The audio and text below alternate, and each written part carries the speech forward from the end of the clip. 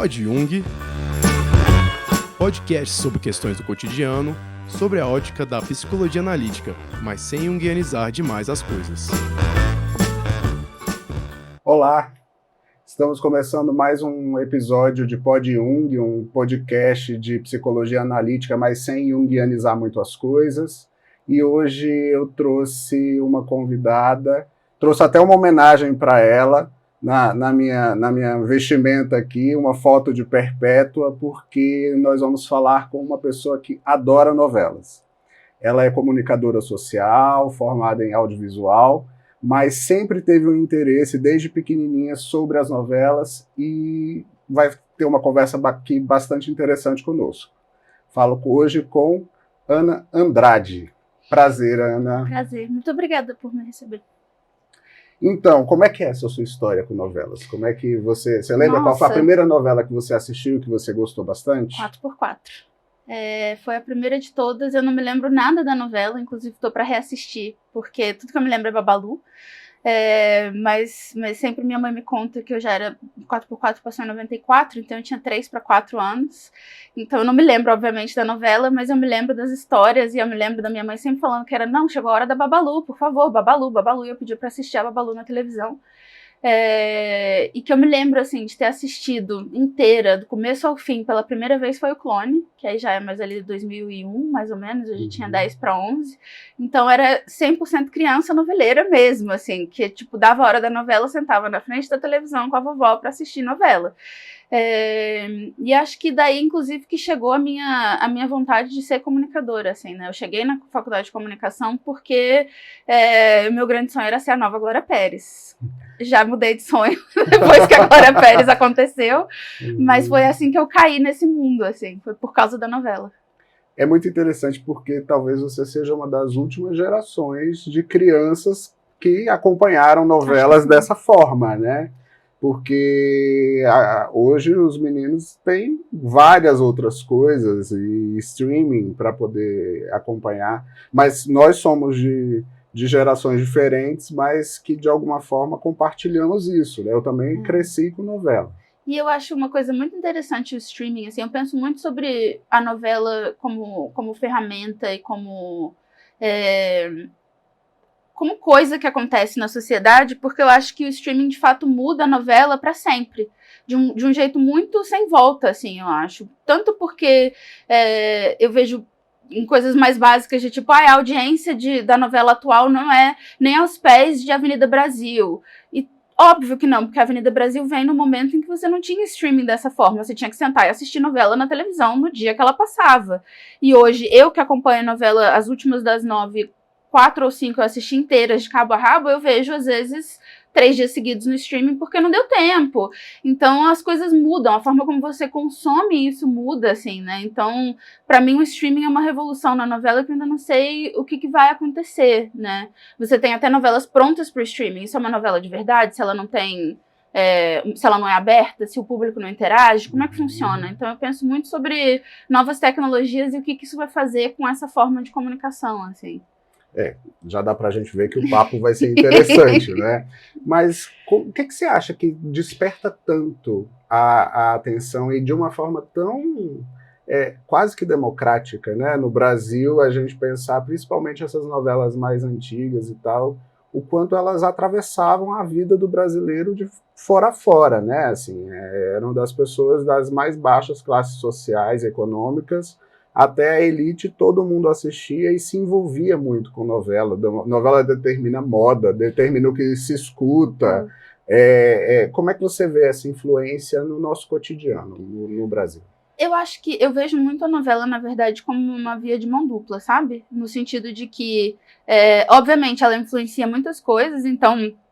Pegando o Clone, né? O anel da Jade, a pulseira da Jade e todas aquelas coisas. E aí, de repente, o olho igual da Jade. Então, você vê isso acontecendo, né? Aquela época que tinha aquela novela, acho que era Mulheres Apaixonadas, que tem a Darlene, que era a Débora Seco, que usava uma sainha curta. E todo mundo começou a usar a sainha curta com a Melissa, com a Meinha. Então, é uma coisa que tem isso de gerar tendência. Mas eu acho que, pra mim, uma das coisas que faz com que a novela seja tão... não sei, intrincada com o povo, assim, é justamente o fato de que ela acontece em resposta à sociedade, né? Então, óbvio que ela influencia coisas, e principalmente você tem pessoas muito espertas, tipo a própria Giovanna Antonelli como pessoa. É muito marqueteira, então na época que ela tava no ar com uma personagem que usava esmalte azul, virou a moda o tal do esmalte azul, porque ela lançou uma marca de esmalte e um esmalte azul da personagem. Então isso obviamente acontece, mas eu acho que acontece muito também porque a novela vem em resposta ao que está acontecendo, né? Então ela é... Eu sempre fico pensando, né, que eu agora com o Globoplay, o advento do streaming, eu assisto novelas antigas também, né? E de épocas que eu não estava viva, ou de épocas que eu era muito criança, enfim. Ou que eu já vi, quero ver de novo, por que não? E eu vejo muito que essas novelas trazem tipo uma pequena fotografia daquele momento, assim, né? Então eu acho que, ainda que seja uma novela de época, numa época que não é aquela, ela traz um retrato do que é a sociedade naquele momento. Então eu acho que tem um pouco essa coisa das pessoas se verem assim. E elas não se veem como elas são. Elas muitas vezes se veem como elas gostariam de ser. Tipo, eu gostaria de ser a Helena caminhando na praia do Leblon com a música do Manuel Carlos no fundo, com a bossa nova. Então você vê aquilo e você vê coisas que você almeja, você vê coisas que você vê coisas que você... Nossa senhora, que pessoa ruim! E aí você pensa, putz, tem uma pessoa muito ruim na minha vida. Queria que ela se desse tão mal quanto a Ivone de Caminho das Índias, que era uma psicopata. Então eu acho que tem um pouco essa via de mão dupla no sentido de que você vê as coisas acontecendo e replica, mas que a novela também tá te replicando como pessoa, como sociedade. E é confortável a gente se ver, né? A gente se escutar, a gente ver a gente mesmo representado. Isso é uma coisa bem interessante, porque o produto novela, ele tem a cara do Brasil, né? Dos desafios do Brasil, das problemáticas do Brasil, da construção sociocultural do Brasil, e isso acaba sendo um desafio, né, muitas vezes para os autores de conseguir mesclar e trazer outras referências e tal. Você citou aí até agora 2 grandes autores, né, o Manuel Carlos, que tem um perfil de novelas do cotidiano, né, de universos mais restritos, e a Glória Pérez, que já vai para um caminho de olhar para o futuro, de antecipar grandes questões, né? Ali. E qual que é o teu favorito? Qual que brilha mais para você? Varia muito, assim. Eu acho que eu tenho um apreço muito grande pela Glória Pérez, apesar dela ter se mostrado uma pessoa um pouco complicada, porque eu gosto muito desse universo fantástico, assim. Eu tenho... eu vario muito de épocas em qual novela eu prefiro, assim. Mas, em geral, eu prefiro novelas mais contemporâneas, de época, geralmente me tira um pouco da fantasia, curiosamente. E eu não sou muito das absurdas, tipo novela das 7, apesar de que eu tive ali alguns momentos da minha vida. Beijo do Vampiro, Caras e Bocas, umas novelas tipo Macaco Pintor, assim, coisas. Mas eu sou da turma da Vamp ainda. Assisti um pedaço também. Assisti Vamp quando eu era criança, né? Que foi uma mudança de paradigma. E a minha foi o Beijo do Vampiro, que foi, tipo, aproveitando, sei lá, 20, 30 anos depois, 20 anos eu acho que a Beijo do Vampiro já é bem velha. Então, eu acho que de autor principal, assim, eu ainda tenho um apreço muito forte à Glória Pérez, ainda mora um pouco no meu coração como favorita, porque eu gosto do absurdo. Eu acho que... Ai, nossa, mas claramente a Índia não é daquele jeito. Sim, óbvio que não. É uma novela, não é um documentário. Ai, mas que grande absurdo falar dos marroquinos dessa forma. Primeiro de tudo, quantos você conhece? Então, tá tudo bem, é só uma versão fantasiosa. Tem clone na novela. Humano, não é de ovelha. É óbvio que isso é uma versão fantasiosa da realidade. Então eu gosto muito dessas novelas que extrapolam, porque eu acho que te dá mais liberdade de inventar. Apesar de que eu acho que novelas estilo Avenida Brasil, que eu tô com ela na cabeça porque eu tô assistindo, que são muito reais, assim, que não é uma novela fantasiosa, que não tem elementos místicos, que não tem nada disso, também acho que existe uma diversão muito grande em você assistir, assim. Mas eu gosto das novelas que não sabem muito pra onde vão também. A atual das 9, Terra e Paixão, começou com uma novela super centrada na realidade, pé no chão, e agora tem umas coisas místicas, umas coisas meio, tipo, Eliane Giardini fazendo bruxaria, assim. Então essa não sei, ela não sabe o que ela quer e eu gosto também. A Glória Pérez, ela tem esse quesito que você trouxe do absurdo, né? Mas ela também ela sempre trouxe como uma marca nos produtos dela uma ideia de antecipação de tendências sociais, né?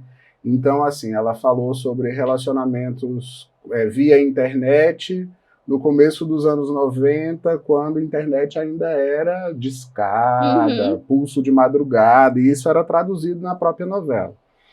E hoje a gente tem aí, acho que se for pegar uma grande parte dos relacionamentos começam por meios virtuais. Ela fala de tráfico humano, que é uma questão que sempre existiu, mas que ela constitui dentro de uma novela. Ela fala de rapto de crianças, que é uma questão social importante e tal. Essa mescla, né, de trazer coisas, alegorias tão pitorescas e, ao mesmo tempo, trazer assim, questões muito importantes para a sociedade, acaba sendo um serviço também, né? Eu acho que sim, eu acho que para mim é um dos grandes papéis da novela dentro da sociedade, assim, também, nesse sentido de pautar coisas, o que quer que seja, para pautar, e eu acho que isso é usado para o bem e para o mal. Vou pegar, por exemplo, as últimas das 9 na Globo, 2 delas têm como plano de fundo o agro, né? E eu acho que a tendência, eu estava lendo sobre isso, porque também no meu tempo livre eu leio fofoca de novela e tendências de novela, e uma pessoa falando que as próximas provavelmente vão ser nessa mesma temática, digamos assim, ambientação, né? Então a próxima das 6 ia ser uma novela da Alicia Manzo, que é uma pessoa que faz novela extremamente contemporânea, extremamente questões sociais no dia a dia aplicadas à sociedade atual, e eles cancelaram essa novela. Qual foi essa? Essa fez Um Lugar ao Sol, e ela fez uma das 6, que eu esqueço qual é o nome, mas que é com aquela Fernanda Vasconcelos, uma menina do olho azulzão, assim. Um Lugar ao Sol. Foi das 9, que tinha 2 Cauãs Raymonds, que eram gêmeos, e aí tinha toda a história do pessoal que tinha no Meyer, o pessoal de Ipanema. Essa foi ruim, ela não foi... Eu assisti porque tinha sapatonas. Aí, motivos. Mas ela é uma pessoa de novelas urbanas, assim, com algumas, né, tipo, Cauãs Gêmeos e tal, mas uma novela urbana centrada em dramas pessoais, em pessoas sofrendo coisas, enfim. E eles trocaram por uma novela mais campestre, enfim, rural, dias mais simples e tudo mais. Eu acho que isso vem, obviamente, de um lugar que na Globo você tem ali o agropop passando a cada 5 minutos quando você está assistindo, mas vem de um lugar que eu acho que hoje existe uma, sei lá, neo-arcadismo, assim, as pessoas têm uma coisa meio de tipo, eu preciso voltar para o campo porque a vida na cidade é muito caótica, é tudo muito difícil, então acho que existe pautado nessa coisa de você ver a sua vida de angústia dentro de uma cidade, então tudo bem, nessa 1h20 que eu vou assistir novela, eu estou transportado para o campo, numa vida mais fácil, né? E eu acho que nesse sentido de trazer uma pauta social, eu acho que essas duas coisas vêm meio que juntas, assim. Eu acho que a novela responde a uma necessidade da sociedade, mas, em geral, assim, acho que tem diminuído um pouco nesses últimos tempos, mas, em geral, vem de um lugar de muita coragem de colocar essas coisas antes, né? Então, por exemplo, o próprio Manuel Carlos, em 2014, 13, 14, tem a novela Em Família, que tem um casal de lésbicas. E aquilo foi uma coisa durante a novela inteira, assim, era uma das irmãs da Helena, então era uma personagem super principal, assim, né? E isso foi levado durante a novela inteira como se fosse uma história normal, de pessoa que, meu Deus, eu posso ficar com ela? Não posso, por causa disso, por causa daquilo, por causa do drama, do outro, nananã. E eu vejo um pouco uma regressão em relação, principalmente a temas LGBT e tudo mais, porque talvez um reflexo da sociedade de novo, né? Então eu acho que a novela tem um pouco esse... É por isso que eu vejo como esse termômetro de onde a gente tá, no sentido de que ela aceita determinadas coisas até certo ponto, ou então ela nem aceita mais. Então você tem, passando pelo tema da representatividade lésbica, que é um dos motivos pelo que eu assisto novelas também, você tem variações, né? Então você tem, por exemplo, Torre de Babel, que morreu. A lésbica morreu porque, Deus me livre, não pode ter. Isso é muito interessante. A gente estava conversando sobre isso um dia desse, né? Que foi um dos motivos que me motivou a pensar nesse nosso papo. é que, em relação a certas causas, né, a sociedade, por ser uma obra aberta, a sociedade ela acaba, e sabemos que não é exatamente a sociedade, mas muitas vezes os patrocinadores das novelas, as pessoas que aplicam dinheiro na novela, acabam determinando o futuro de certas personagens, como foi esse que você citou da Torre de Babel, né, que era o casal, era Silvia Pfeiffer e Cristiano Torlone, né, e que elas acabaram morrendo, e era para se ter, a ideia era, a sinopse original era de que elas fossem mais um casal dentro da novela, né, assim, que não fosse destacado como o casal lésbico, que tem uma problemática em torno da sexualidade, mas que fosse um dos casais ali que se apresentaria dentro da novela, e acabaram, uma explodiu, não foi? Acho que, não sei se foram as duas ou uma, mas pelo menos uma morreu com certeza. Não sei se foram as duas.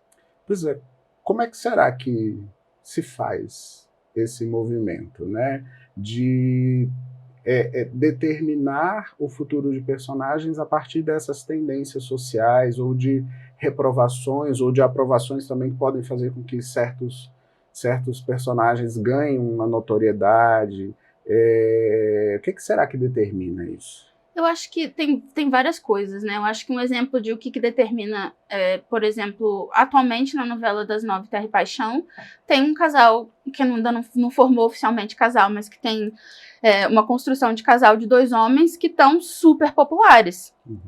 Muito mais populares do que o casal principal, que, enfim, eu imagino que por questões de novela, o Vacir Carrasco ficou doente, outra pessoa assumiu, o Thelma Guedes entrou, enfim, coisas aconteceram, o casal principal ficou chato, assim, muito chato, os dois são absolutamente chatos, e esse casal gay virou a grande coisa da novela, porque eles são gays divertidos. Pois é, mas isso também é um ponto importante, né, Ana? Porque, assim, a imagem do homossexual, muitas vezes, ela ainda continua sendo uma imagem do estereótipo. Sim, claro. Não é? De uma visão quase que de uma homofobia recreativa, onde as personagens, elas não são só estereotipadas, elas são caricaturais, muitas vezes, Sim. né? Que além, né? Uma coisa além do estereótipo, né? E eu acho que tem, nesse caso da novela atual, eu acho que para mim é um grande exemplo de como é aceito e como não é aceito. E como as coisas mudaram de uns tempos para cá. Puxando a comparação com essa de 2014, do Manuel Carlos, de todas as pessoas, o homem mais careta do mundo. Coitado, não é tanto assim. Mas, enfim, trazendo essas duas personagens, a irmã da Helena, que, assim, se você tem uma Helena numa novela do Manuel Carlos, a irmã dela é uma personagem relativamente principal.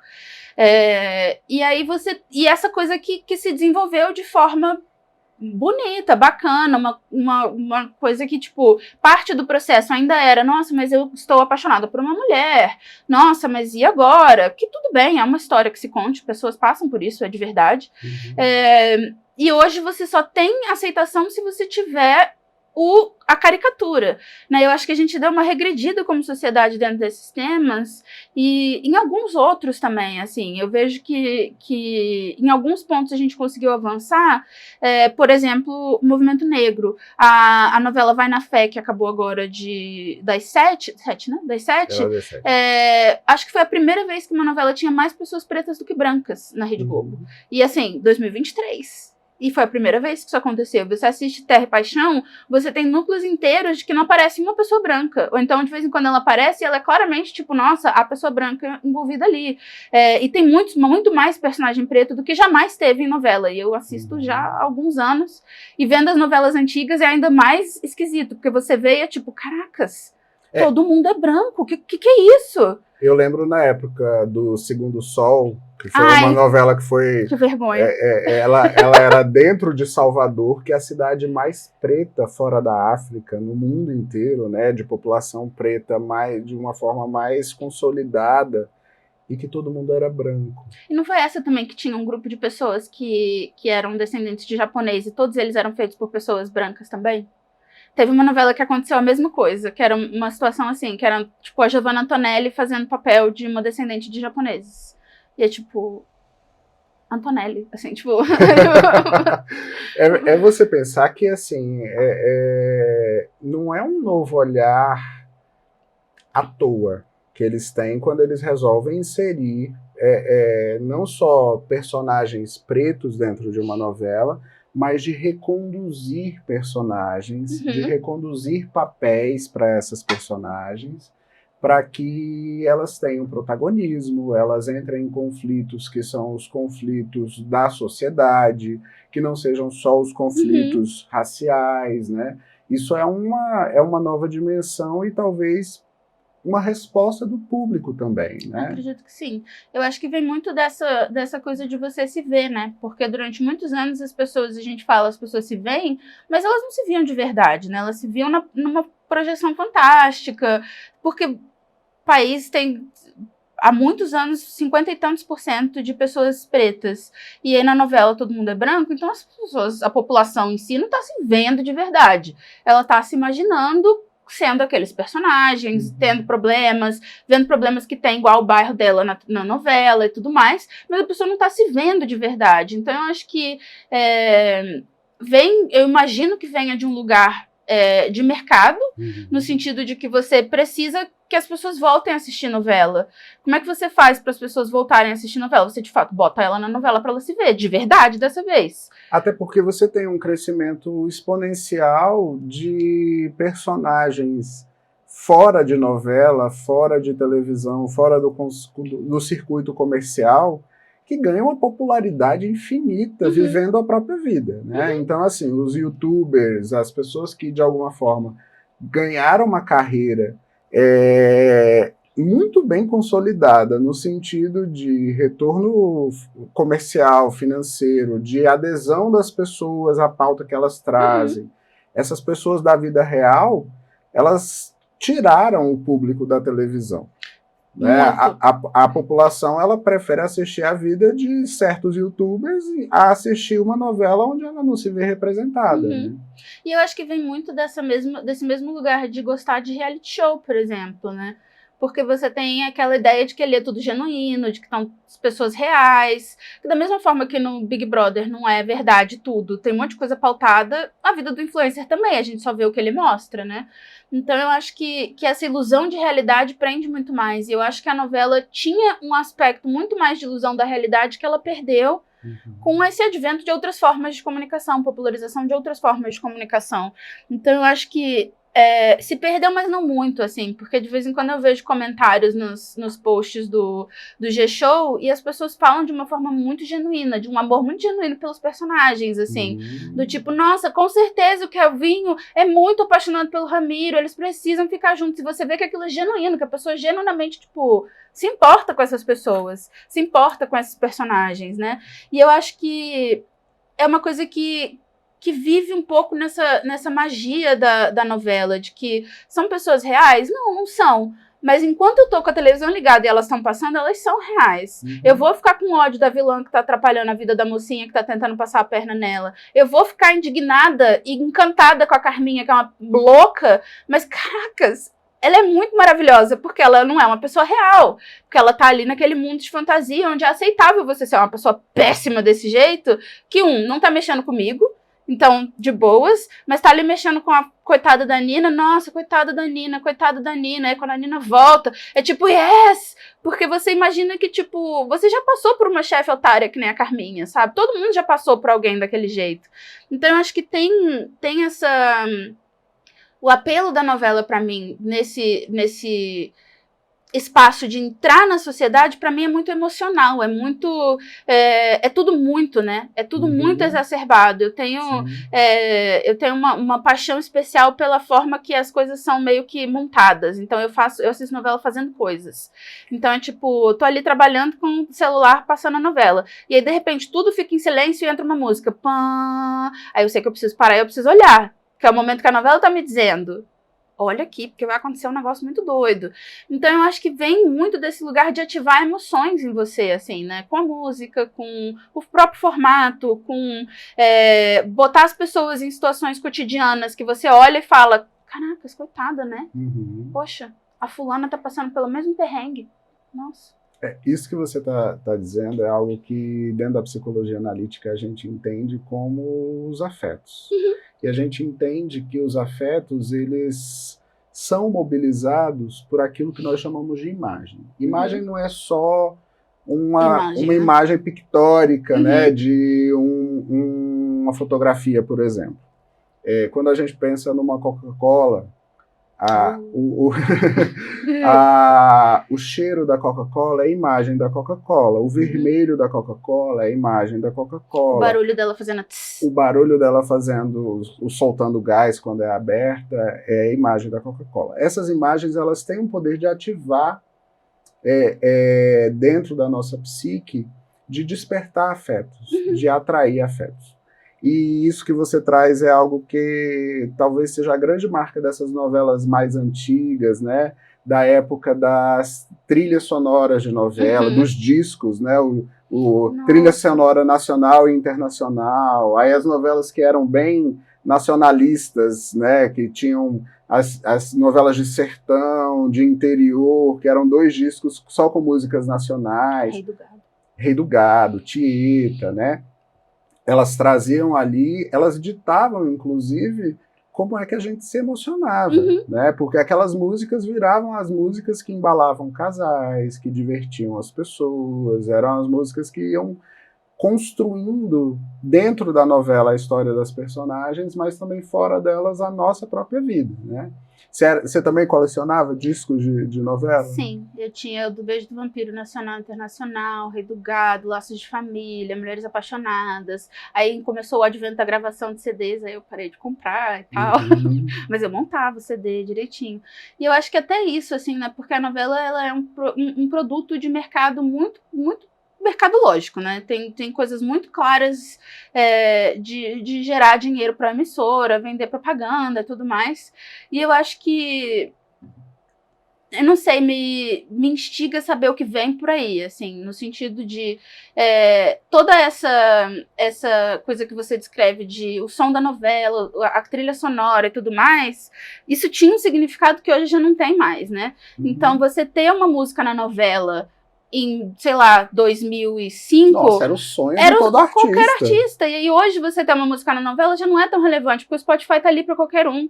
Então... e também porque hoje você não tem mais a reprodução massiva que se tinha. Eu lembro da época do TV Pirata, que tinha a novela Roda de Fogo, e eles fizeram uma paródia, uma sátira que chamava Fogo no Rabo. E que... toda vez que aparecia uma personagem específica, eles tocavam a vinheta da música da personagem. Só que todas as vezes que a personagem aparecia, eles tocavam a vinheta. Então, assim, era justamente uma crítica dessa massificação que se tinha e tal. E era desse jeito que se faziam sucessos, né? Assim, era justamente pela repetição, você ficava impregnado por aquilo. Não tinha como você se desprender daquela música mais, mesmo que você não gostasse. Assim. E formavam os artistas, né? Assim, você tinha Rosana com o Amor e o Poder como uma deusa. E era isso, praticamente. Que assim, eu vi pessoalmente no show da Rosana, onde ela entrou, cantou essa música, ela disse, agora eu vou cantar uma nova música do meu novo trabalho, e todo mundo, como uma deusa, coitada. Como uma deusa.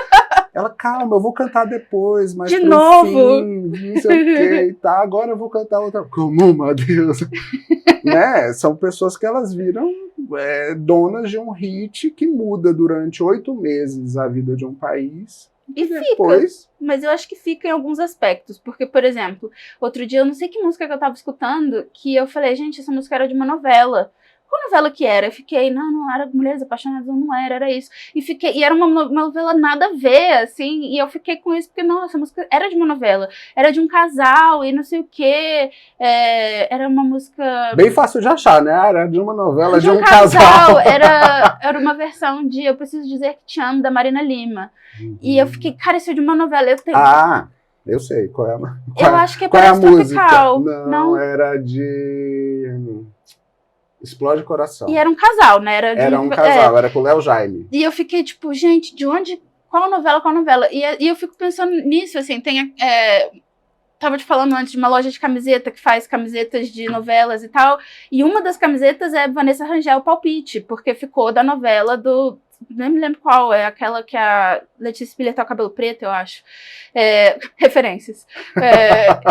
E ficou música de novela, Vanessa Rangel Palpite. Não, unicamente, Débora Blando. Tipo, sim. músicas de novela. O próprio Som Livre, né, que era a gravadora de apoio da Globo, ela lançou um selo não, mas assim, uma série de discos, de CDs, que era Fulano Novelas. Tipo, Ana Carolina, novelas. Que tem. Djavan, Arranca. novelas. Né? Porque, assim, acaba sendo os grandes sucessos de muitos artistas eram as músicas que estavam ali ligadas a um determinado personagem ou a uma determinada obra, né? E eu acho que tem aspectos dessa democratização da comunicação que enfraquecem o produto novela, assim. No sentido de que hoje eu não preciso esperar dar 9 horas da noite para assistir uma história na televisão. Eu posso entrar no Instagram e vai ter pessoas fazendo pequenas novelas, vai ter pessoas fazendo vídeos divertidos, vão ter coisas acontecendo. Eu não preciso esperar da hora da novela para tocar aquela música, para eu descobrir qual é o nome dela, para poder ir na loja de CD e falar, escuta, tem o CD do fulano de tal com essa música que tá na novela, tem o CD da novela, eu não preciso mais disso, né? Toda essa informação já existe para mim. Você bota no Shazam. Eu boto no Shazam e aí eu já toco ela no YouTube grátis, ou então eu toco no Spotify grátis, ou então eu já posso salvar, assistir a discografia daquela pessoa, não sei o quê. E eu tenho outros acessos a outros tipos de seriado, de comunicação. Mas eu acho que agora a questão da novela, para mim, ela é nessa questão de representação, eu acho que agora ela precisa ser, talvez, ainda mais assertiva em representar, por isso, por exemplo, que agora tem mais pessoas pretas na novela. Porque a novela agora nem tudo passa nesse sentido. Ela precisa ser um pouco mais... caminhar um pouco mais com a sociedade de forma a representar e a discutir coisas relevantes, porque senão ninguém vai assistir de verdade, né? Porque eu posso assistir, sei lá, uma pessoa falando sobre questões sociais no Instagram dela, e é uma pessoa que vive aquilo. Eu não preciso que isso seja visto na novela. Mas, ao mesmo tempo, eu acho que a gente ainda esquece que existe uma grande parte da população que talvez não tenha nem celular, que talvez tenha um celular, mas não tem Wi-Fi, que não tenha dinheiro para ficar entrando no Instagram o dia inteiro todos os dias, porque cobra dados, porque uma série de coisas. E porque tá trabalhando também, e porque né? tem coisas para fazer, né? Tá se matando para poder chegar no não pode trabalho. Ficar ali o dia inteiro, não sei o quê. Não tem pacote de dados para assistir 2 horas no ônibus uma coisa em streaming, influencer, né? Tipo, a pessoa tem outras coisas com que gastar esses dados, né? Então eu acho que ainda tem um poder muito grande na novela, assim, ainda tem uma grande parte da população que se pauta muito por isso, que vê e que entende que, tipo, não, pô, é a novela, é uma instituição. É um investimento. Se não, assim, você tem um investimento que é um investimento, talvez, dos maiores investimentos dentro de uma empresa de televisão que produz novela, é manter elencos caríssimos, né? Assim, pessoas que passam, assim, 2, 3 anos sem trabalhar e ganhando. Recebendo. Isso tá mudando também. Eu acho que tem muitas coisas que estão mudando, por isso que eu falo que eu fico muito curiosa, assim. Porque a questão do streaming mudou como entra a música. A questão do streaming mudou a produção da novela também. E a questão do streaming e da acessibilidade da comunicação mudou o formato do contrato. Então, por exemplo, Glória Pires está encerrando o contrato com a Globo depois da novela que ela tá. O que isso significa? Ninguém sabe, porque é a primeira vez em, sei lá, 40 anos, quantos anos, que a Glória Pires vai encerrar o contrato dela com a Globo. E ela vai ficar meio que frila ali, fazendo outras coisas, cinema, enfim. É uma atriz que sempre fez cinema, sempre fez outras coisas, mas que, por exemplo, vai ficar ali muito tempo fazendo outras coisas, porque ela já não tá mais assinada com a Globo para sempre, né? Então, o que isso quer dizer? Não sei, nunca aconteceu, assim, você tá mudando completamente o estilo de produção nacional. Netflix está se propondo a fazer uma novela. O que isso quer dizer? Isso é uma novela de verdade? Sim. Não sei te dizer. É uma novela do que a gente conhece como novela? Ou é uma obra, uma série de TV inspirada numa novela? O que define uma novela? Tem que ter mais de 100 capítulos? Para mim, não. Para mim, é uma obra seriada aberta, que é construída à medida que ela acontece. Você tem mais ou menos um começo, você tem mais ou menos ali o final, mas já sei de vários casos de novela que a pessoa tinha um começo, meio e fim, e na metade falou, nossa, esse final a gente nunca vai chegar lá, cancela, vai mudar. E acontece. E fatalidades, né? Às vezes a perda de um ator que ocupa um lugar importante dentro dessa sinopse Muda as coisas. muda tudo, né? Eu lembro eu não vou lembrar qual foi a novela, mas de uma que a Drica Moraes teve um problema de saúde e que eles reavivaram a imagem dela quando ela era jovem, como se nada tivesse acontecendo, botaram a Marjorie Cristiano para substituir a Drica Moraes. Iguais. Como se nada tivesse acontecido, né? E o público que se vire para poder, né? Assim, ó, liga que uma coisa... assiste a Sônia Abrão e descobre que uma tá doente, não pode continuar por enquanto, e a outra vai assumir e tá tudo bem. No Clone acontece isso com a Débora Falabella, que ela pega uma doença, não sei o que é, que ela fica muito mal. E era nas cenas que a personagem dela, Mel, era uma personagem que tinha problema com drogas e tal, e ela tava passando por um momento muito difícil, roubando coisa da casa e tudo mais, e a Débora Falabella ficou muito doente, eu não sei o que foi que ela teve, e eles chamaram a irmã dela, que é muito parecida com ela, mas não é igual, mas é muito parecida. Maquiaram ela de um jeito e falaram, não, você faz assim, entra correndo, faz umas coisas, ninguém vai perceber. E você olha a cena e é tipo, ô gente, o que aconteceu, né? E é uma coisa que, pra mim, faz muita diferença na novela, essa coisa da obra aberta e viva. Então, por exemplo, a novela atual, a Terra e Paixão, tiveram 3 ou 4 pessoas que pegaram Covid. E o personagem sumiu. Aí a desculpa foi pro Rio de Janeiro e só falava pelo telefone com outras pessoas. E eu acho que isso, pra mim, faz parte de uma novela como registro daquele momento, assim, no sentido de que, sei lá, Todas as Flores, que foi uma novela feita, fechada e depois subiram no streaming, mas não teve retroalimentação. Talvez da parte 1 pra parte 2. É uma novela que não tá sujeita a isso. Não tá sujeita a ter uma barriga porque metade do elenco pegou Covid e você não tem como avançar a trama porque ninguém pode trabalhar. Então você tem que ficar girando em volta do mesmo tema até todas as pessoas estarem de volta e você conseguir avançar com elas. Não tem perrengues, não é que o perrengue seja necessário, mas eu acho que esse jogo de cintura de você lidar com o que tá acontecendo com, sei lá, 1 ou 2 semanas à frente apenas, pra mim isso é parte fundamental da novela, porque cria essas coisas, né? Cria, nossa, Paraíso Tropical, a novela de 2009, 10, tinha determinadas coisas acontecendo, e aí eles inseriram dentro da novela como referência ao que estava acontecendo no mundo. Por exemplo, a personagem da Tata Werneck nessa novela agora, Terra e Paixão, pra mim ela é o que o Cacete Planeta era, só que dentro da própria novela. Que nem eles tinham, sei lá, Insensato Novelão, que eles, tipo, criavam, que nem o próprio TV Pirata, fazia essas paródias de novela. A Tata Werneck, o personagem dela, completamente maluca, e é uma personagem que critica a própria novela. E que dá apelidos para os próprios personagens em volta. Então, por exemplo, tem o personagem do Tony Ramos, é o Antônio La Selva, e ela só chama ele de Antônio La Soja.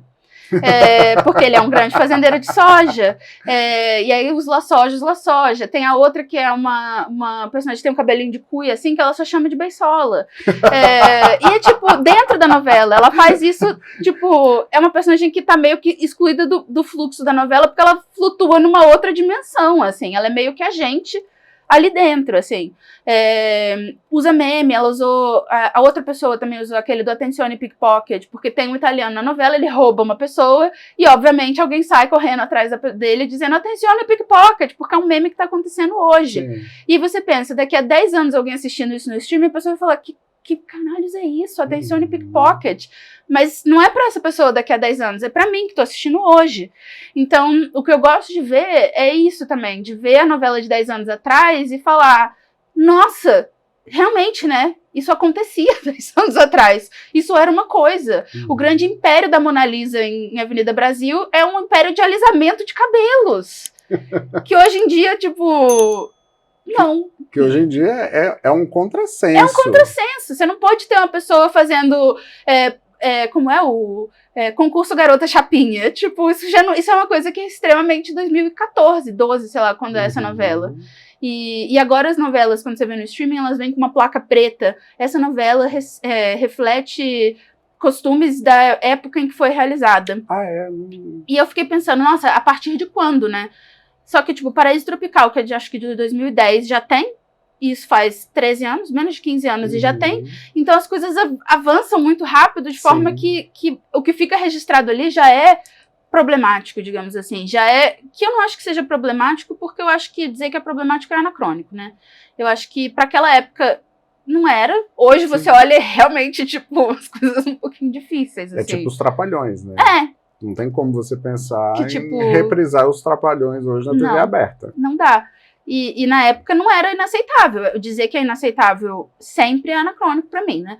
Mas hoje, de fato, é bastante inaceitável, 90% dos Trapalhões. Então eu acho que tem muito essa coisa de ser uma obra que recebe o espírito do tempo, assim, recebe essa retroalimentação das pessoas e bota pra fora a sua versão fantasiosa do que é o espírito desse tempo, né? Filtrado por questões comerciais, por questões de direção da Globo, que deixa ou não deixa ter gays, que deixa ou não deixa ter isso ou aquilo. E eu acho que para mim, uma das coisas mais valiosas da novela é você poder olhar para ela como isso, como esse retrato de, nossa, eu tô aqui assistindo, sei lá, Órfãos da Terra, novela das 6 de, sei lá, 2014, 15. Fala de refugiados e tudo mais, refugiados sírios, enfim. Que é uma novela que fala de refugiados sírios em 2015. Você falar de refugiados sírios em 2023 já é diferente. Então eu acho que tudo isso é tipo, ainda que seja um tema meio que... é um tema universal, o tema do refúgio. Sim, todo país passa por isso, mas ele está sendo interpretado pelo ano de 2016 no Brasil, na Rede Globo, E o que isso significa? O que isso me conta sobre a sociedade brasileira naquela época? Assim, eu acho que conta muita coisa, assim. Eu queria, você falando isso, me veio aqui que seria legal, né? Fazer uma novela para falar sobre a polarização do país hoje, né? Só não ia passar na Globo. Não ia passar na Globo. Não ia passar na Globo, porque acho que a Globo tem interesses que vão contra comentar esse tipo de polarização, assim. Mas eu fico imaginando, né? Eu sempre... A minha vida gira em torno de imaginar como as coisas na minha vida seriam novelas, assim, né? E aí eu fico pensando, né? Na minha quadra, por exemplo, tem uma distribuidora de bebidas de cada lado, mas as duas são do mesmo dono. E aí eu fico pensando... Isso seria uma ótima novela se você tivesse as duas quadras, cada uma novela das 6, na minha cabeça, no máximo 7. Porque tem que ter humor. E aí, dos dois lados da quadra, um lado é polarizado para um lado, o outro lado é polarizado para o outro, menos a distribuidora de bebidas, que é tipo a Suíça, é o campo neutro ali. Ela não tá nem aí, ela só quer vender bebidas. E a partir daí você desenrola tantas coisas, né? Do tipo, a pessoa que vai atravessar a rua para trabalhar no cabeleireiro do lado de cá e não no cabeleireiro do lado de lá. Por que ela fez isso? Nossa, mas por quê? E eu acho que dá para você ser metafórico, assim, né? Você pode polarizar as pessoas em volta de essa metade torce para um time e essa metade torce para outro. Essa metade, sei lá, vota no prefeito X, no prefeito Y. Essa aqui, enfim, você pode tirar do óbvio da polarização política, o prefeito já entra nisso, mas você pode tirar dessa coisa para dizer, esses dois lados têm uma rivalidade absurda, muitas vezes irracional, e coisas acontecem, né? Que é basicamente o plot de qualquer novela, né? Uma coisa nada a ver, completamente absurda acontece, e a partir dali se desenrolam as vidas de 20 a 30 pessoas. E eu acho que seria... para mim, o natural, né? O que seria a grande questão do país hoje seria o natural que isso fosse abordado. Mas aí entram todos os interesses comerciais, entram todas as coisas de você, nossa, mas a novela não é um serviço social? Mas não é, né? Ela deveria ser... Poderia ser? Por que ela é? Talvez ela se preste um pouco a esse serviço social, mas ela não deixa de ser um produto de comércio e entretenimento, né? Antes de qualquer coisa. Antes de qualquer coisa. Não sejamos... não nos iludamos à toa de achar que ela não vai se prestar a isso, né? E também ia depender muito de quem ia fazer essa novela, né? Porque se fosse Dona Glória, por exemplo. Não, Dona Glória, inclusive, nem acredita que existe polarização, né? Ela tá lá. Mas é muito as coisas que surgem, né? Na época da Travessia, que a novela tava ruim mesmo, assim, tava tipo... eu entendo que hoje você não tem mais como comparar Ibope, essas coisas, nem chama mais Ibope, eu acho. Mas você não tem mais como comparar pontos de audiência com Avenida Brasil, por exemplo, que eu acho que, não vou dizer que foi a última grande mobilizadora do público, mas foi uma das, assim, foi uma das últimas vezes que eu vi o Brasil inteiro parando para assistir o capítulo 100 de Avenida Brasil. Nunca mais, passou o capítulo 100 de Terra e Paixão, já tá no 130 e ninguém nem sabe. Então, foi uma das últimas vezes que eu vi algo tão grandioso, mobilizante, vindo de uma novela, assim, né? Teve agora também os primeiros capítulos de Pantanal. Que também, né? Depois ninguém mais, assim, porque né? Era cansativo. Eu não assisti. Curiosamente, foi uma das que eu não assisti. Nossa, As últimas 4 eu assisti inteiras, que foi Amor de Mãe, perfeita, maravilhosa. Aí eu pulei Pantanal, porque não deu pra mim. Muito chato aquela gente. E muito chato, assim... Tudo chato. Muito lento. O mundo, nós vivemos um mundo ansioso, né? Assim, nós somos estimulados. Depois, a primeira Pantanal não tinha telefone. Como que é o nome, gente? Me fugiu agora o nome. Do telefone, celular, smartphone, smartphone, né? Então você passava 5 minutos vendo uma paisagem. Era lindo. Achando ótimo. Mas hoje em dia, quem é que vai querer ver 5 minutos de uma paisagem, o garça voando? Que é o grande problema de assistir novelas antigas hoje, assim. Tem várias que eu comecei e eu não dou conta. Porque eu comecei a assistir a Indomada. E assim, o primeiro capítulo tem 2 horas e não acontece nada. Você nem conhece todos os personagens. O capítulo inteiro a Vilma não apareceu ainda. O que mais? O que você quer de mim, assim? E aquelas cenas intermináveis, diálogos intermináveis. Que nada acontece, assim. Eu entendo porque que esse povo ganhava bem, né, antigamente. Porque olha, para poder decorar aqueles cadernões. E era muito, assim, né? E aí eu comecei a assistir A Próxima Vítima. Também a mesma coisa, o ritmo me trava de um jeito, assim, que que é normal, porque eu tô acostumada a assistir novela hoje, né? E porque o mundo de hoje é um mundo... É outra coisa. Onde tudo é muito rápido, onde a ansiedade, ela domina por conta disso, né? Porque todos os nossos movimentos, eles são movimentos voltados para um imediatismo. Ninguém tem mais a disponibilidade. É uma questão de disponibilidade, não é uma questão de tempo. Não é uma questão de interesse. As pessoas muitas vezes falam assim, mas hoje ninguém mais lê um livro. Mas se a gente for contabilizar o número de palavras lidas por dia, talvez dê meio livro bom, né? A gente está lendo muito, só que a gente está lendo coisas extremamente fragmentadas, coisas que de alguma forma vão mudando, acho que até a nossa estrutura mesmo, para poder funcionar. Quando você é colocado dentro desse movimento, que é um movimento quase que contemplativo, você tem que assistir, para dar conta de assistir uma novela dessa, você tem que fazer meditação. É a própria meditação, né? Você fica ali contemplando. Exatamente. Mas eu acho que e é muito... Outra coisa que eu acho que é reflexo do tempo na novela, no sentido de como as coisas vão mudar a novela, eu acho que tem também essa questão do streaming e da rede social passando por reformulações do que é uma novela. Porque uma das coisas que eu tenho visto as pessoas reclamarem muito mesmo, assim, dessa novela atual das 9, é que é uma novela repetitiva. Toda hora eles falam a mesma coisa, toda hora eles repetem essas mesmas coisas. E eu fiquei pensando, gente, mas isso é a estrutura de uma novela. Uma novela precisa ser assim. E eu assisto tudo, mas a minha namorada assiste picado comigo. E às vezes ela me faz perguntas e eu falo, espera só um pouquinho. E aí, 3 minutos depois, não, porque aí no dia que eu fui não sei aonde falar com fulano e responde a pergunta que ela me fez. Ela falou, nossa, mas como é que você sabia que ia responder? Eu falei, eu não sabia. É porque é uma questão de estrutura. Eu sou alfabetizada nesse formato. Sim. E a estrutura é que a novela precisa te responder, porque não é pra você assistir todo dia. Exato. Não foi feito pra assistir 6 vezes na semana, que nem eu faço. Se você pulou um capítulo, aquilo ali não é pra te fazer falta. Né? Porque 3 dias depois ele vai retomar quando ele precisar falar disso, que fulano aquele dia, não. não é. Inclusive, os grandes acontecimentos, eles eram anunciados uma semana antes. Pra você marcar que aquele dia você tem que assistir. Você comprava o jornal de domingo, muitas pessoas compravam o jornal para pegar a sinopse da novela.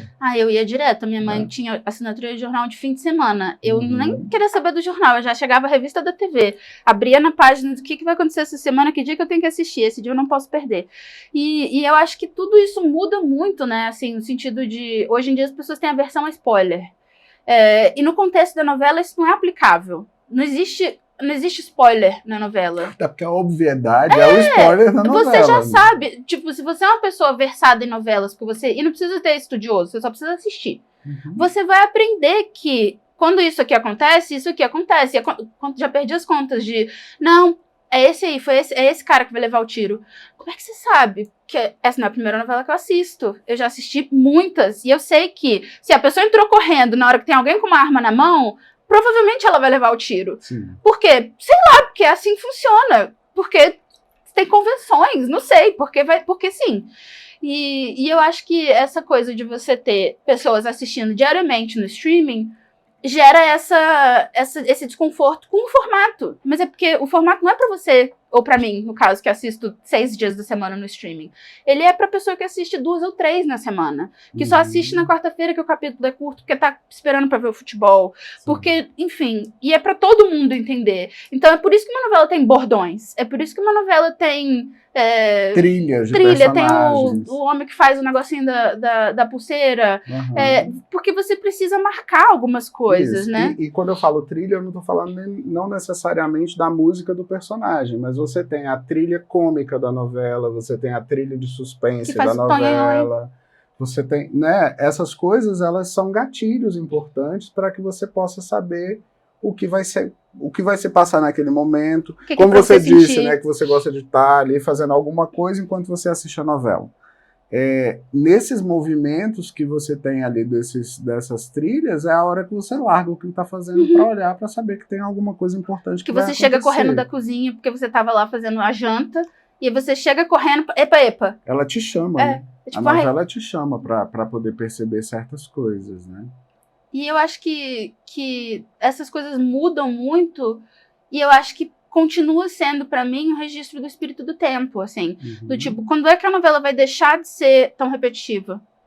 Talvez, eu não assisti Todas as Flores inteira, mas talvez seja uma novela muito menos repetitiva, porque ela já foi feita pra ser assistida de cabo a rabo. Pois é, Todas as Flores eu assisti, foi uma novela que eu gostei bastante e tal. E o grande barato de Todas as Flores é que ela é uma novela sem escrúpulo, né? As pessoas, elas mudam sem nenhum tipo de constrangimento, elas vão mudando de lado. E isso vai virando o barato da novela. Porque aquilo que você está falando aqui de antes, de repetições de frases, repetições de gestos, repetições de dramas, né? O casal que casa, separa, casa, separa, casa, separa. Ou de romances que nunca se concretizam. Em Todas as Flores, essa constante, ela se dá a partir dessa quase que promiscuidade das personagens, né? Hoje eu sou seu aliado, amanhã eu sou seu viral, amanhã eu sou seu opositor. Depois eu volto a ser seu aliado, depois eu volto a ser seu opositor. Isso vai dando um ritmo para a novela que você fica assim, até que ponto as pessoas vão conseguir se vender tanto, até que ponto as pessoas vão se desvirtuar tanto, né? Esse escalonamento é o que vai dando a cor da novela, vai se transformando a partir disso, que eu acho que é uma marca muito forte do João, né? Do João Emanuel Carneiro, né? Dessas personagens que são personagens muito fluidas. A favorita dele também, né? Não lembro. Mas é porque eu fiquei lembrando de novelas que tem essa virada na metade, assim. A favorita é uma delas, assim, tipo... Spoiler de uma novela de, sei lá, 2008. Mas a favorita tem essa grande virada no meio, que tem a Flora e a Donatella. E você fica o começo da novela inteiro achando que a Flora é uma coitadinha, que não sei o quê, e que a Donatella é uma escrota. E aí, de repente, no meio da novela, você descobre que a Donatella estava certa o tempo todo e a Flora é uma psicopata. E foi um negócio, assim, que, tipo, na época, hoje já é, enfim, conhecimento e tal, mas na época foi um negócio que, tipo, quê? Isso é ilegal. Você não pode simplesmente fazer isso no meio da novela, dizer que a vilã é Quebrar outra. minha novela e colocar outra novela no lugar, Você quase. está quebrando, você vai pra cadeia das novelas. Você não pode fazer isso. E ao contrário, foi um negócio que foi, tipo, revolucionário. Avenida Brasil, que tem a virada no meio da novela de que, né, tudo vira de cabeça pra baixo. E você, tipo, vingança, é isso. Pois é, vingança, né? É um tema de novela. Vingança é um tema Bom clássico demais. de novela, né? E assim, acaba sendo o grande mote de muitas novelas, né? A Tieta, que eu estou aqui homenageando, ela é uma novela de vingança, Uhum. né? De uma mulher que foi escorraçada da cidade, virou a dona da cidade pelo poder que tinha, poder monetário que tinha, e que saiu comprando tudo, né? Assim, comprando só pela vingança. E que virou uma grande coisa, né? Quando você tem um momento de retorno a um lugar em que você foi, tipo, maltratado, todo mundo fala, vou fazer que nem a Tieta, jogando dinheiro, assim, chegar e tal. Virou uma coisa. O problema era ter o tanto de dinheiro. Não tá em falta, a gente imprime, assim, dinheiro fictício, só pra...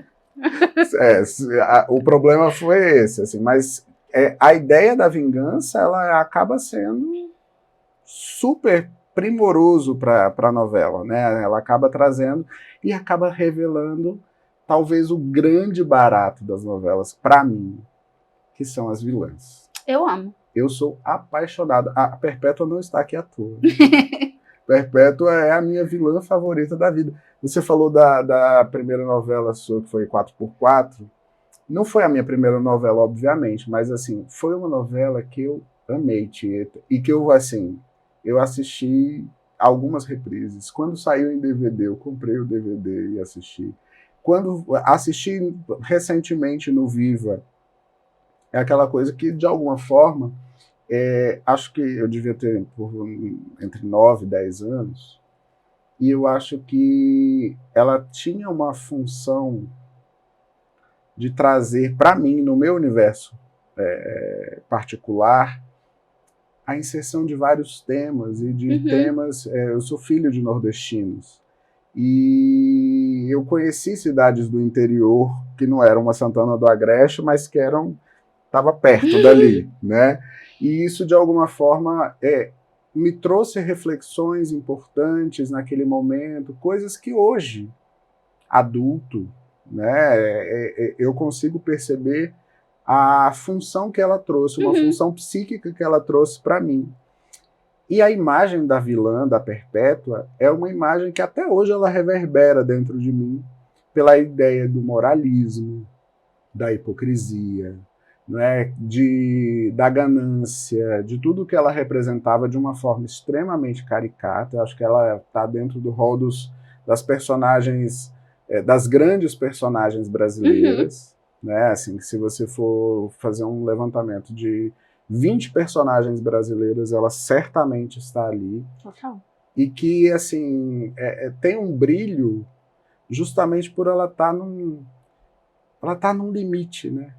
Ela, ao mesmo tempo que ela era uma pessoa abjeta, mas ela era tão engraçada, ela era tão caricata, que todo mundo adorava. Ninguém conseguia ter ódio da Perpétua. Ela estava num lugar que é igual a Carminha. Que é um ódio, mas não é um ódio, né? É uma coisa do tipo, caracas, ela é muito ruim, amei. É tipo, você odeia, mas é porque você odeia. E eu acho que existe um pouco uma coisa meio catártica, assim, de você ver que a pessoa vai se dar mal. Ou não, né? Porque tem casos de que a personagem simplesmente se safa. E o se dar mal é muito pelo ridículo, né? Em geral, Não é um se dar mal, assim, a gente não deseja que ela morra. A gente deseja que ela seja exposta, que ela seja... que as pessoas tratem ela como ela tratou os outros ao longo da novela inteira, né? É uma coisa meio de que ela tem a retribuição que ela merece, assim. E eu acho que a vilã tem muito também essa coisa de ser o reflexo do tempo, assim. Eu fico pensando, né? Uma das vilãs que eu gosto mais e que eu não é tão lembrada é a Ivone de Caminho das Índias, que era a Letícia Sabatella. E a grande coisa dela é que ela era uma psicopata. E aí foi Glória Pérez trazendo coisas, né, do cotidiano. E foi uma época em que tava aqueles livros de mentes perigosas. Sim. Ela teve a consultoria da Ana Beatriz. Ana Beatriz. Ilana Casal é a outra. Não, Ilana Casal é a criminalista. Isso. Essa Ana Beatriz dos psicopatas. Isso, do Mentes Várias Coisas. Mentes Perigosas, Mentes Nananá. E era todo uma coisa da época, que a vilã é uma vilã de jogos mentais, que tem essa característica, que nananã. E você vê, por exemplo, a novela atual, Terra e Paixão, a vilã é a Glória Pires, perfeita, maravilhosa. E tem outra, agora tem a Rainha de Vilãs. E elas são completamente diferentes, mas elas também são muito o espírito do tempo, assim. Ela é a esposa do fazendeiro rico, dos La Sojas lá. É uma pessoa que tem todos os preconceitos que você pode imaginar de uma conservadora, mas que pra fora é uma pessoa super agradável, super gentil, super acomoda, uma excelente hostess, que recebe todo mundo, muito carinhosa, não sei o quê. Ela é a família de bem. Ela é a família de bem, então ela é tipo... E você não consegue odiar 100%, porque é a Glória Pires, que tem, tipo, carrega anos de carinho do público brasileiro. Mas que quando quer fazer uma... Ela é ótima, ela é perfeita. Péssima, né? E ela tem essa coisa de ser uma pessoa que consegue carregar essa vilã meio duas caras, não sei o que que você se apaixona. Temos que lembrar que ela é... Anice. Ela teve a tradução... ela plasmou o bem e o mal com Ruth e Raquel. Exatamente. Ela conseguiu fazer, né? Tipo... Uma criatura que era a criatura de tão doce, era meio boboca. Né? E a outra, que era o Satanás de saia. Era uma pessoa péssima, que dava nó em todo mundo. E ela conseguiu fazer na mesma obra. Que não é tão bem executado, mas é bastante bem executado também com Paraíso Tropical, Alessandra Negrini. Que tem duas também, né? Que eu esqueço qual é o nome delas. Mas, porque eu sempre fico com as duas Alessandra Negrini na cabeça. É a Paulinha e a Thaís. Thaís, que ela é a Alessandra Negrini fazendo um sotaque carioca podre. Mas elas eram duas pessoas? Eram duas pessoas, eram gêmeas. Certo. E a Thaís é a ruim. Assim, ruim. Sem nenhum tipo de moral, completamente, tipo, se ela vai conseguir dinheiro, tá valendo. E a outra é a boboca, assim, a Paulinha é, tipo... ela é tão chata, que eu fico pensando, gente, a amplitude de Alessandra Negrini, porque é, tipo...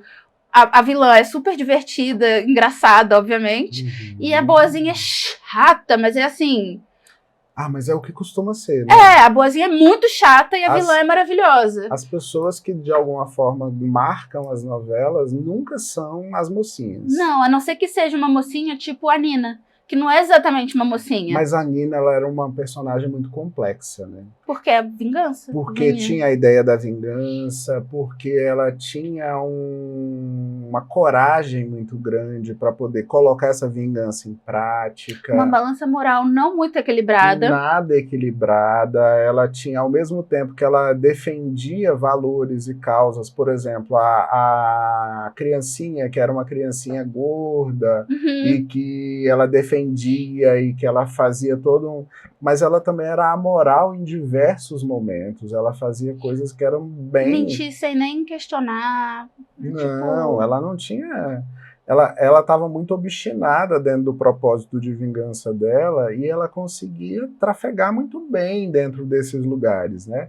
Ao mesmo tempo que ela estava defendendo uma comunidade, que era a comunidade do lixão, onde ela favorecia as crianças, ela tentava capacitar as crianças e tal, ela também conseguia colocar personagem assim, na ponta da bala, sem nenhum tipo de constrangimento, né?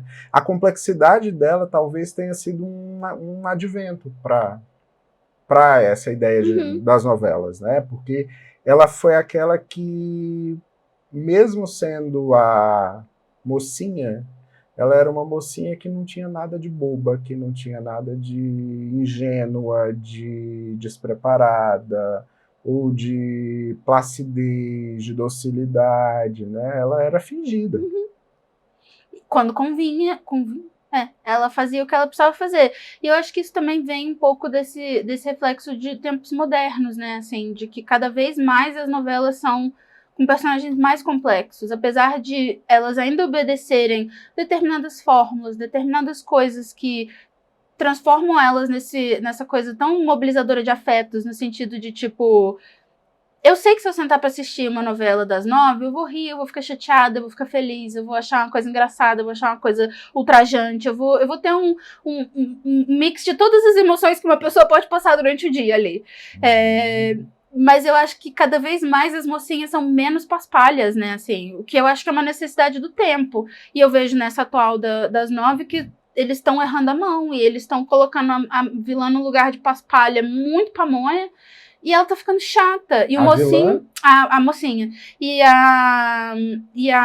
o mocinho também, os dois estão tão paspalhos, tão ingênuos, tão bobinhos, que já não é mais uma coisa interessante, assim. Enquanto isso, você tem as duas vilãs que estão acontecendo meio que ao mesmo tempo, tem várias mini vilãs, assim. Mas essas duas que estão se formando como vilãs principais, que são a Eliane Giardini e a Glória Pires. Ou seja, você tem a Eliane Giardini e a Glória Pires como vilãs, carregando, assim, tipo... Porque você coloca na mão de duas atrizes extremamente experientes, extremamente queridas, duas personagens interessantes, cada uma com motivações diferentes. Uma tem a motivação de vingança, e a outra tem a motivação de manutenção do status quo, e elas vão...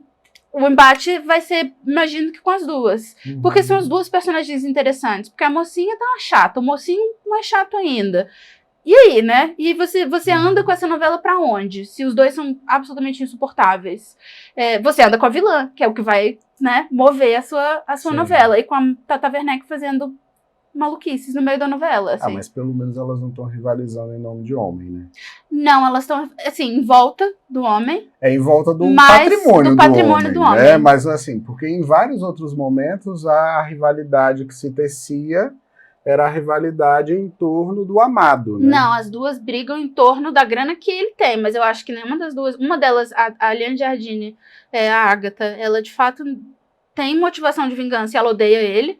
E a Irene, que é a Glória Pires, ela tem ali uma motivação de estar com ele apenas porque ela é obcecada com a sucessão do Império e como isso vai beneficiar ela. Então não é muito uma questão de, tipo, eu amo este homem. É tipo, eu preciso continuar casada com esse homem porque senão eu vou ficar pobre. Então é mais interessante, assim. É tipo, ele é apenas uma peça que as duas estão meio que, tipo, pra mim. O que de alguma forma traduz o que você trouxe do espírito do tempo, né? Não colocar, obviamente, as mulheres como interesseiras, não é nesse sentido, mas é de o eixo deixar de ser o romance. E de o romance, muitas vezes, ser o que tira, né, o que despotencializa a mulher, o que tira a mulher desse lugar que é um lugar de importância, de sagacidade, de inserção, né? Porque a mocinha era para ser uma puta personagem, né? Porque ela é a mulher que herda a terra e que vai plantar, vai colher, né? Isso, que assim, ela vai assumir um lugar que é um lugar muito interessante, né? A gente pensar na mulher que consegue, dentro de um universo que é um universo extremamente machista, ela conseguir se afirmar dentro desse lugar, e esse território vai ser meu e eu vou produzir dentro desse território, como você que é homem, que é apoiado de uma forma muito mais hegemônica, tinha tudo para dar certo. Né?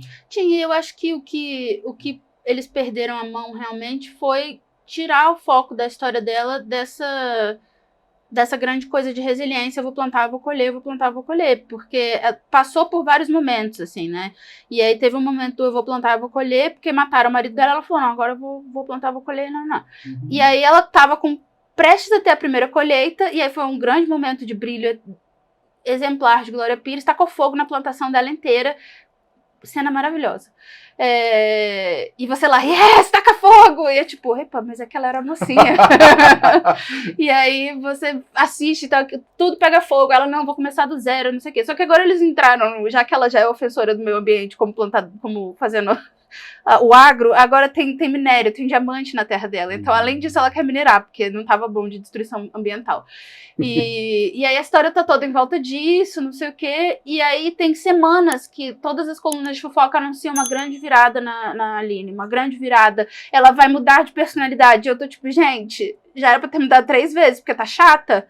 Não, porque agora ela vai deixar de ter tantos escrúpulos. Cadê? Porque aí sim a personagem vai ficar interessante. Quando ela ficar moralmente cinza, e ela for uma mocinha moralmente cinza, que se precisar dar um tiro na Glória Pires, ela vai dar.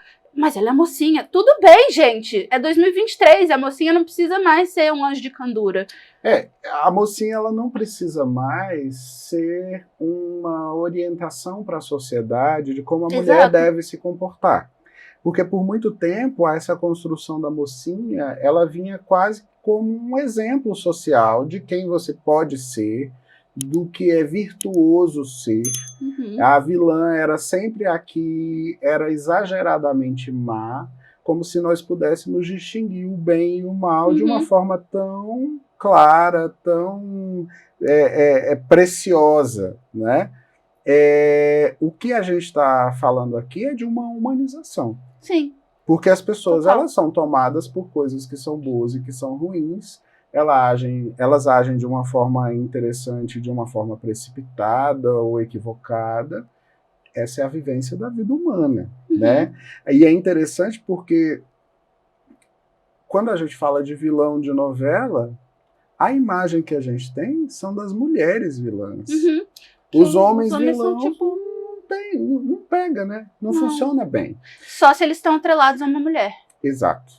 E aí é pensar que hoje, quando nós falamos nessa proposta de mulheres que conseguem pensar, refletir, se vingar, reagir, determinar lugares e tal, é pensar numa reestruturação social também dentro dessa obra, né? Onde as mulheres elas não precisam ocupar ou uma vilania ou uma pacificidade que tudo aceita, as grandes cuidadoras, as mulheres virtuosas, porque essa extremada, esse colocar essa mulher nesses lugares extremados também é um instrumento de machismo, também é um instrumento de construção de uma imagem do que pode e do que não pode, do que cabe e do que não cabe para a mulher. Com o homem não é assim. Não, eu acho que sempre foram personagens muito mais interessantes para homem nesse sentido, né? De que são personagens que têm que não é um vilão, mas ele tem uma moral duvidosa. Tipo, no Paraíso Tropical, o personagem do Tony Ramos, ele tem uma virada no meio do caminho quando ele se apaixona pela Glória Pires de novo, porque aparentemente os dois só trabalham juntos. E ele tem uma virada de virar um homem melhor e tudo mais. E antes ele era só um grande burocrata, um cara que, tipo, domina o presidente do grupo de hotéis, não sei o que, um otário. E ele nunca foi um vilão. Ele só era um cara obstinado, não sei o que, não sei o que, não sei o que. Só que ele é um otário, ele é tipo como se fosse um vilão, ele é um babaca. Mas ele nunca é visto dessa forma. Pois é, porque talvez dentro da sociedade também esse recorte de homem não seja visto exatamente como um vilão, mas como um cara que é tão determinado que ele pode virar um babaca. Ele precisa fazer o que ele precisa fazer. Exatamente. É adaptado como um valor. E não como um posicionamento incorreto perante a sociedade. Exatamente. Assim. E eu acho que tem uma coisa que eu gosto muito, eu penso muito nos personagens via esse... no jogo de D&D, Dungeons and Dragons, tem um quadrante de alinhamento moral.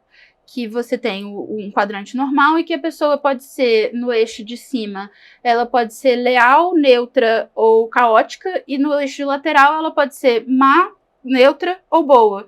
E você alinha as pessoas nesse quadrante. Quando você vai jogar, você tem os seus personagens alinhados nesse quadrante. Então, por exemplo, se você vai jogar com uma personagem que é um pouco mais pra vilã, assim, você pode botar ela num caótico neutro, você pode botar ela num caótico mau. Significa que ela não tem nenhum alinhamento com nenhum tipo de lei, nenhum tipo de código interno ou externo, e ela é ruim.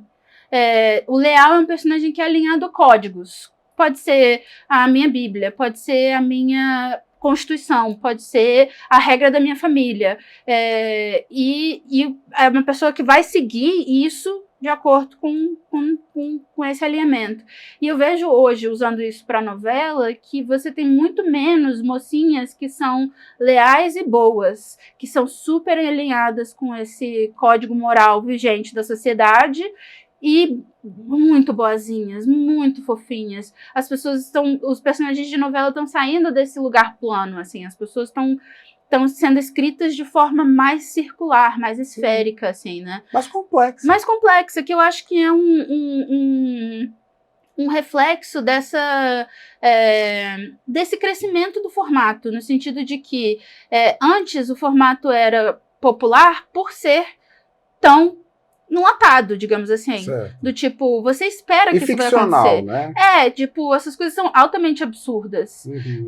E hoje eu acho que tem esse puxa, mesmo nas absurdas, tipo Glória Pérez da vida, puxa para um lugar mais centrado na realidade, assim. Uhum. Tanto que não tem tanta novela de época na faixa das 9 mais. Né? Não tem mais Terra Nostra, Esperança, novela.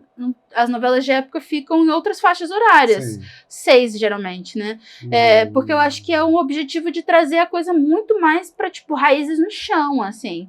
E quando morrerem as vovós todas, vai acabar a novela de época? Porque Eu parece acho que não. a novela das 6 é uma coisa que atende muito a um público que ainda vê esse olhar romantizado, que ainda tem questões, né, assim, ainda tem dificuldades para lidar com questões do que é o feminismo, que ainda se submetem a determinadas dinâmicas que cabem dentro de uma novela das 6. Uhum.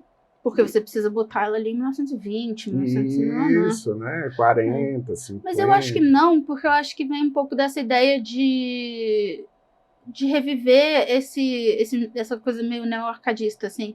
Essa das 6, que eu me esqueço como se chama, não é Tamundo Bom, é uma novela que foi de época e de rural, que a sucessora está sendo tratada como novela 2, apesar de não ser uma continuação, e que vai entrar no lugar de essa novela que seria uma novela urbana, contemporânea e tudo mais, e foi cancelada essa e foi colocada no lugar, era uma releitura de Alice no País das Maravilhas, só que contemporânea. Uhum. E foi colocada essa outra no lugar, e provavelmente a que vem depois de Terra e Paixão é remake de Renascer, e depois deve vir outra de agro.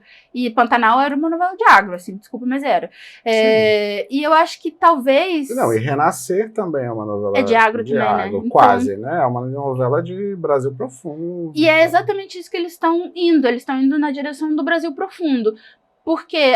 Porque o Brasil precisa ser representado. Não, porque eles precisam vender, porque quem tá pagando é o agro.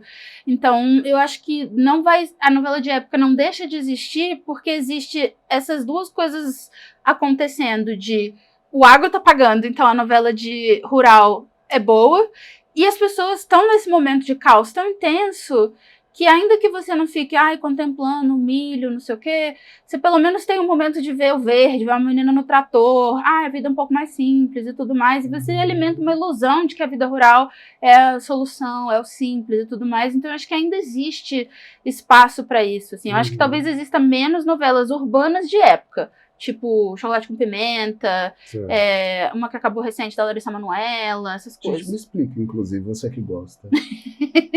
Como é que eles conseguem reprisar Chocolate com Pimenta todo ano? E ter audiência? Porque provavelmente eles só conseguem reprisar porque tem quem assista, né? O que tem nessa novela? Você assistiu essa novela? Eu assisti na época que ela tem passou. Nessa novela que as pessoas... Nostalgia. Eu acho que duas coisas. A primeira é nostalgia, porque foi uma novela realmente legal, assim, dentro da época que ela passou, ela é mais ou menos contemporânea de Beijo do Vampiro, essa Aparecida, que foi uma novela de época, da época que apareceu a Nossa Senhora Aparecida, novela de Carola que eu assistia. Dessa Laços de Família, ela é mais ou menos contemporânea dessas novelas que ficaram muito marcadas. Sim. E eu acho que um aspecto é a nostalgia, e o segundo aspecto é que é uma história muito boa, de superação de tudo, volta por cima. E a Ana Francisca, que é a Mariana Ximenes, ela tem ela é a mocinha, ela não é chata, e ela tem uma jornada de superação que é maravilhosa, é uma vibe meio Tieta, assim, ela chega como escorraçada na cidade, jogam gosma nela, ela é chamada de Maria Mijona por todo mundo, enfim, tratam ela super mal, e de repente as coisas acontecem, eu acho que ela vira dona da fábrica, ela herda a fábrica de chocolate, se não me engano, e as coisas acontecem, ela fica rica e ela vira dona da cidade, basicamente. Então eu acho que essa volta por cima é tipo, sim, também quero que aconteça comigo como aconteceu com a Ana Francisca. E a novela é de fases, né? Então ela tem a primeira fase que ela é muito jovenzinha, e a fase mais final ela já é uma mulher madura, adulta, muito composta, muito não sei o quê. Então eu acho que tem essa virada, faz a novela ser muito popular, assim. Eu acho que vem muito desse lugar, assim, de narrativas de superação, que todo mundo ama e tudo mais. E a sua novela? Qual minha novela? Não vai escrever uma novela? Um dia, quem nessa sabe. altura do campeonato, já com toda essa expertise de assistir e ver o que dá certo, o que não dá certo, o que funciona, o que não funciona. Não eu sonho, pensa? né? Eu penso... Eu fui fazer faculdade de cinema por isso, né? Eu não fui fazer faculdade de cinema porque eu queria fazer cinema. Eu fui fazer faculdade de cinema porque eu queria fazer novela. E não tinha faculdade de novela, então eu falei, o mais próximo é audiovisual, vamos que vamos, né? E eu sempre penso, assim, né, em pensar uma história que traga as coisas que para mim são importantes. E eu sempre falo que o meu maior sonho é um dia assistir, sei lá, um dia escrever, não sei, um dia ser a pessoa que faz a novela, mas assistir uma novela em que o casal principal sejam duas mulheres e isso não seja uma questão, que seja uma novela como qualquer outra, que seja tão absolutamente naturalizado que isso não vai ser um ponto, vai ser um casal igual a qualquer outro. A briga vai ser pelo pão, a briga vai ser pelo chefe chato. E vai ter a mesma quantidade de cenas de sexo absurdas que tem de casais héteros. Às sextas-feiras, né? E é um negócio que eu fico, gente, me desculpa, são 10h30 da noite, as crianças ainda estão na sala. Não dá pra você ficar mostrando isso aqui, não, porque ultimamente as cenas estão assim, intensas. Não é tipo Todas as Flores que passa na faixa das 11. É tipo novela das 9, a galera se pegando no chuveiro. E eu fico, gente, na minha época era assim. E o pior que era? Era. O pior é que era, né? Eu vejo as antigas e falo, gente, era desse jeito, né? Eu lembro da época quando passou Pantanal, as novelas da Manchete. Lá em casa o tabu eram as novelas da Manchete. Justamente porque as novelas da Manchete eram todas com nudez feminina. E isso reviva, né, a ideia do machismo estrutural, total, porque assim, as mulheres apareciam nuas, as cenas de sexo eram sempre cenas de sexo que privilegiavam, os ângulos privilegiavam a exposição da mulher, né, e que parece que o povo está voltando a ver que rende. Nossa, rende super. E essa novela agora das 9, eu fico contando a quantidade de cenas que tem dos homens sem camisa também. Pelo menos isso mudou. Porque é assim, de 5 em 5 minutos tem um homem gostoso pelado. E é tipo, tudo bem, assim, né? Pelo menos eles estão de calça e tal. Mas ainda assim, gente, é tipo... a questão toda não é proteger as crianças... Por que não pode... Uga, lembra? Que o homem ficou pelado a novela inteira. E virou uma escola de novela, né? Não eram nem os personagens, tinha os atores que eles eram escalados para todas as novelas, eram os descamisados das novelas. Né? Sempre. E eu fico pensando, né, que esse é o grande sonho, assim, né, de ver uma novela em que o casal de duas mulheres... o mais próximo que eu já vi foi essa do Manuel Carlos. Essa Em Família, que realmente era a Taina Miller, que é aquela Bom Dia Verônica, e a Bom Dia Verônica, e a Giovanna Antonelli, e foi o mais próximo que eu já vi, assim, de um caso de longo prazo, que rolou a novela inteira, assim, porque depois disso foram coisas muito pequenas. Nessa das 6 Órfãos da Terra tinha lésbicas que elas se casaram e deram a mãozinha, e uma delas tomou um tiro nas costas no casamento. Então é tipo, você vai casar? Claro, mas você vai ser punida. Pum! Então eu acho que, e é uma dessas coisas que eu fico pensando, será que nos próximos, sei lá quantos anos ainda tenho de vida, mas será que nos próximos 40 anos, 50 anos, sei lá quantos anos eu vou ter, isso vai acontecer? E eu fico pensando que não. Mas aí você me traz uma questão um pouco contraditória. Você me fala que a sua novela ia ter como ponto central um casal lésbico, mas onde a questão da sexualidade não ia ser o quiprocó da novela. E o que vai ser o quiprocó da novela? Qualquer coisa, assim, eu acho que... não, qualquer coisa não. Vai não, lá, qual é a ideia que você tem? É uma novela urbana. Minha novela vai ser urbana, obviamente. Porque eu acho que tem muito mais coisas que você pode fazer com uma novela urbana. Uhum. Eu acho que provavelmente seria uma novela fantástica, no sentido de beber na fonte do realismo mágico latino-americano, assim, de tipo, ela é fantástica, mas não é. Ela é tipo, as pessoas têm as coisas delas que elas acreditam.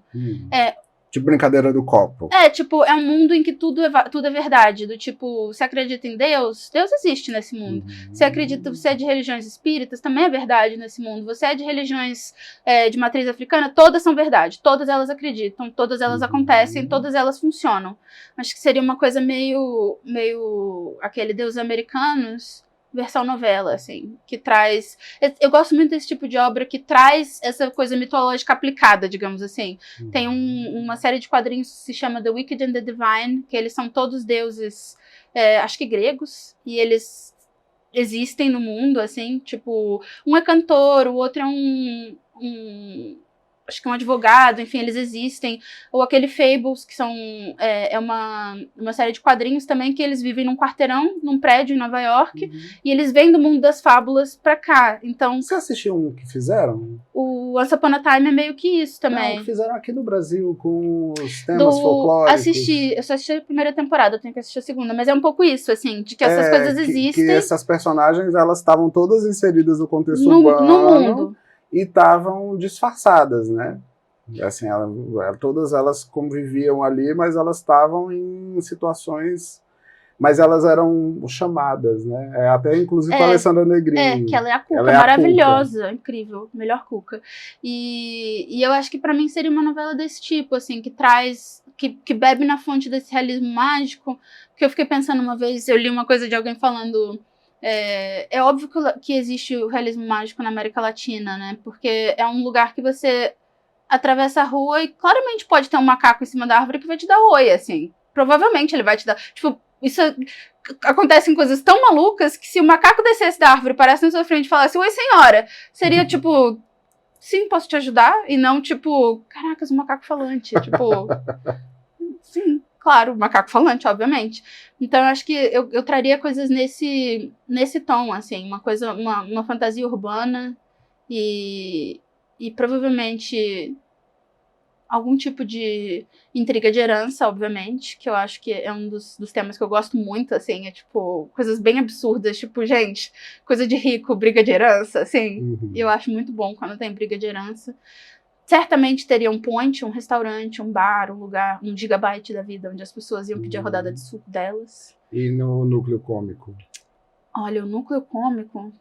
Vamos lá, do que você ia... Salão de beleza. Quem você ia colocar para ser objeto do núcleo cômico? O núcleo cômico certamente seria salão de beleza. Seria o núcleo LGBTs da novela. Bem clichê, botar LGBT no salão de beleza? Eu vou, porque é uma novela. E aí seria esse núcleo em que as pessoas... Que talvez o núcleo cômico fosse justamente a batalha das quadras, assim, do salão de beleza rival da frente.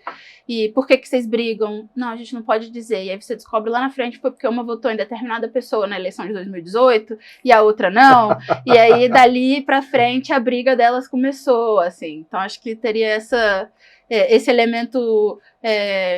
crítica social no núcleo cômico para ela ser palatável, assim, no sentido de que se você coloca a crítica social, a briga da herança é por causa do voto da eleição de 2018, aí você, putz, pesou o rolê, né?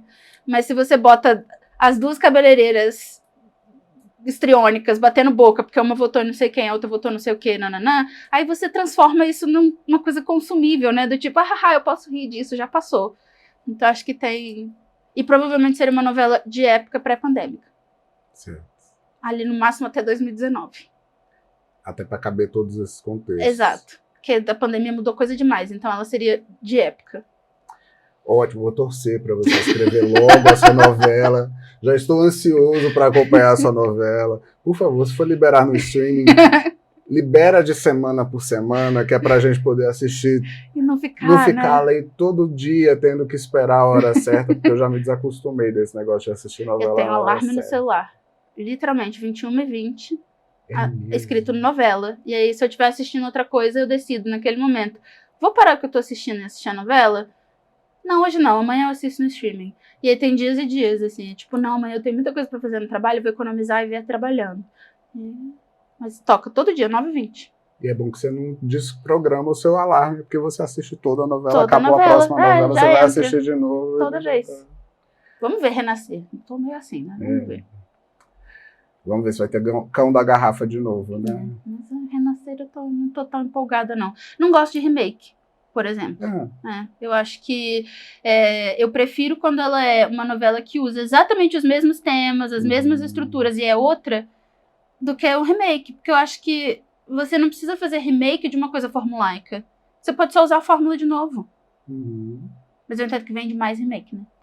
Por que será que vende tanto, né? Porque, assim, não é pelo novo público. Geralmente, as pessoas que assistem o remake foram São as que as já pessoas que já assistiram primeiro. É pra falar mal, pra comparar? Eu acho que pra poder. Eu acho que gera esse buzz de tipo, não, porque na original, não, porque. E eu acho que gera muitas outras coisas, do tipo, Pantanal. Ai, porque o fulano que fez o fulano agora volta como fulano de tal.